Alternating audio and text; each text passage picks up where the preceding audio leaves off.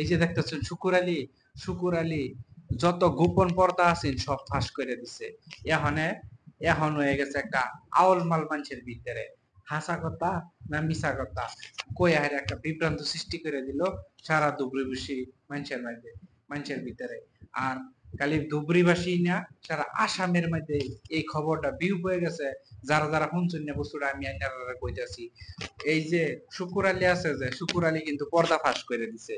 এই যে কিছুদিন আগে নির্বাচন হয়ে গেল, নির্বাচনের মধ্যে ধুবড়ি সমষ্টির মধ্যে মানে শুকুর আলী একটা কথাই কইতো যে জয় জয় ময় ময়, জয় জয় ময় ময়, নিজেই জয় জয় নিজেই ময় ময়। কিন্তু তার লগে কেউ আড়াই থেকে 9 লাখ ভোটে বলে জয়ী হইব এই শুকুর আলী ভাষণ দিছে। তাহলে আজকে এই শুকুর আলী আয়া হারিয়া কেডা ফাঁস করবো, কেডা ফেল করবো, কেডা কয় নম্বর, সব তথ্য এই শুকুর আলী দিছে। কি তথ্যটা দিছে আমি আইনার একটা একটা করে শোনাইতেছি। এই যে ধুবড়ি সমষ্টির মধ্যে বদরুদ্দিন আজমল আর কংগ্রেসি একজন শক্তিশালী নেতা রকিবুল ইসলাম, তাহলে এরা দুইজনের মধ্যে খুবই একটা মানে খুবই একটা এই ভোটের ব্যবধান ওইব বলে মানুষের খুবই একটা আশাবাদী। কিন্তু হঠাৎ করে একটা শুকুর আলী একজন ক্যান্ডিডেট ওই একটা ডিক্লেয়ার দিছে। কি ডিক্লেয়ার দিছে?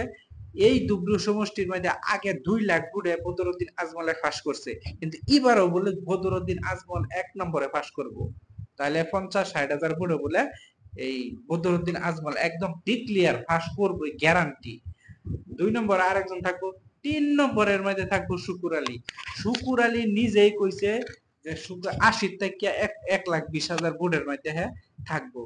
4 নম্বরে থাকবো রকিবুল ইসলাম। তাহলে এই যে ঘটনাটা যে এ কিভাবে জানলো যে এই সিস্টেমটা হইব, এই শুকুর আলী কিভাবে জানলো?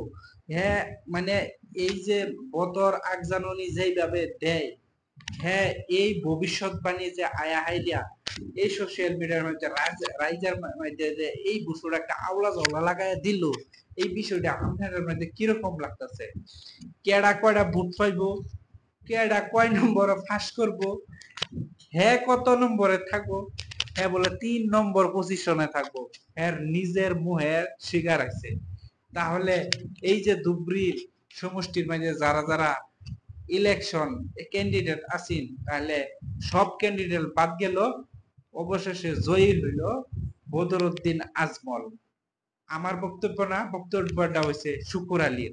তাহলে শুকুর আলী যদি ডিক্লেয়ার দিচ্ছে, অবশেষে আমরা সামনে আমরা ফলাফল আইব, তাহলে আমরা দেখবাম যে কেডা ফাঁস করছে, কেডা জয়ী হয়েছে। তাহলে আমনের মতামতটা কি, যে ধুবড়ি সমষ্টির মধ্যে বদরুদ্দিন আজমল কি নিশ্চিত, না অন্য অন্য ক্যান্ডিডেট আছে? তাহলে মূল্যবান মন্তব্যটা অবশ্যই দেওয়া যাবে।